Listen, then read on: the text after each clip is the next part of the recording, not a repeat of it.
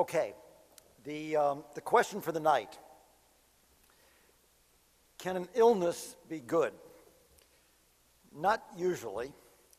No one's really talking about this, but worldwide the mortality rate is 100%. And I see Amanda there looking at me in total terror. Where is he going to take this thing? Well, if the illness is obsessive compulsion disorder, and the person who has it is Amanda Burden, the result might be pretty good. Maybe not pretty good for Amanda, that's between her and her psychiatrist, but that kind of fanaticism that she has for good design can be very good for other people. People who live in places, in neighborhoods, in the beautiful city of New York. And there's an irony, of course, in that kind of sequence.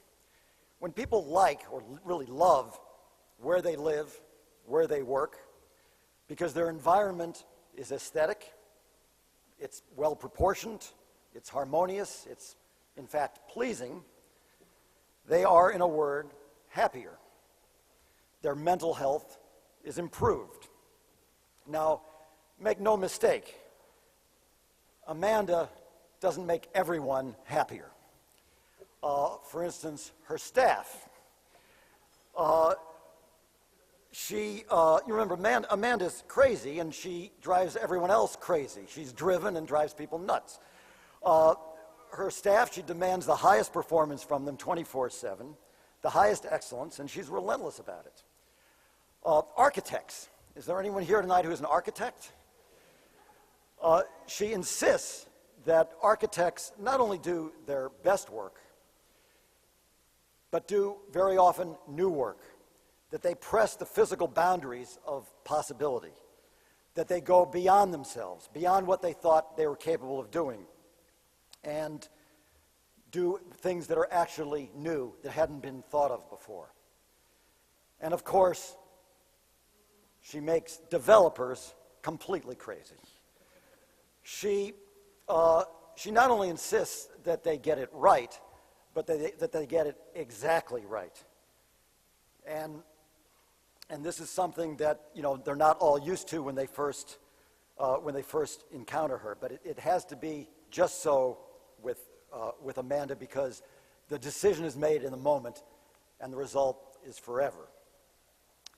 I'll give you a little bit of an example of this. A very good close friend of mine is a major developer in New York City who shall go nameless, Steve Roth. This developer, who shall go nameless, and I were together one evening, and I said, Steve, Amanda Burden, what's your take? Give me one word. The eyes go to the top of the head, the arms go back. Oh my God. I said, Steve, I didn't ask for a gesture, I asked for one word. He thought about it, and he said, after a while, he said, all right, exasperating. And I said, would you elaborate on that a little bit? And he gave me an example. He said that he was building a mall, a shopping center in Queens, and they had a big box building, I guess, that was an anchor in it. And Amanda insisted that not only this building be red, but that it be just this certain very special shade of red.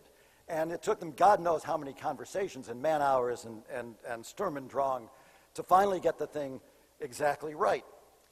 And I said, so Steve, I guess Amanda cost you a lot of money. And there was a pause, and he said, well, not exactly. In fact, what happened was this building, this shopping center, was so distinctive and became so popular with people, and people noticed it and came to it, that it became one of my most successful ventures. The moral here is pretty obvious, that good design leads not only to greater pleasure, but as Sean Donovan just referred to earlier, to real sustainability and ultimately to economic vitality as well. I called my counterpart in the arts in New York City, Kate Levin, the other day, to pose the same kind of game for her, find a word to describe Amanda Burden for me. Kate has worked with Amanda since before time and knows her really well. So I figured I'd try this kind of word game with her. And Kate gave it some thought, and she says, well, I've got to give you 2 words. I said, all right, 2 words. And the words she came up with were wonk, and visionary. And I said, Kate, those 2 words are kind of opposites. They don't really go together. And Kate said, exactly. And that's, I think, what Paul was talking about a little bit earlier, that she sees the big picture and the details.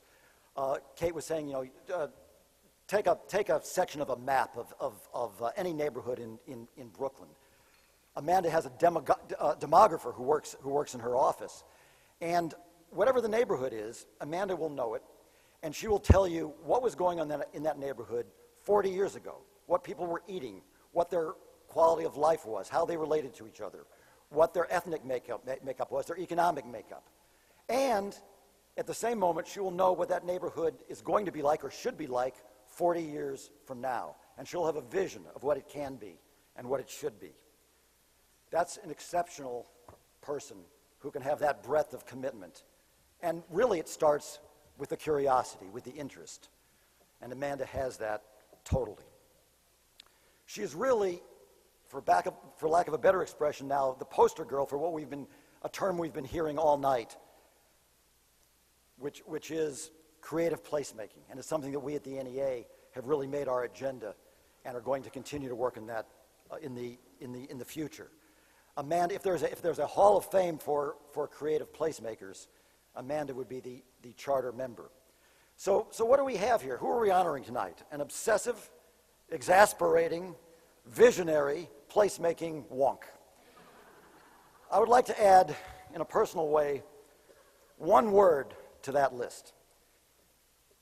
And that word would be irresistible. And Charlie, I see is smiling right there at the table. But when I first met Amanda, and everyone has the same reaction when they meet her, wow. And everyone who knows me knows that one of my favorite things is to do informal polling. I'm kind of a walking Pew Research project. And I started polling guys. It was a men-only poll. And the question was, I said, define the term in any way you like, but are you in love with Amanda Burden? And the results were fascinating to me. They really were. About 50% of the respondents said, yes, absolutely, I am. And the other 50% just lied and said they weren't. Amanda, this group here tonight in this room, we're not 50-50. We all love you. Please come and acknowledge your award.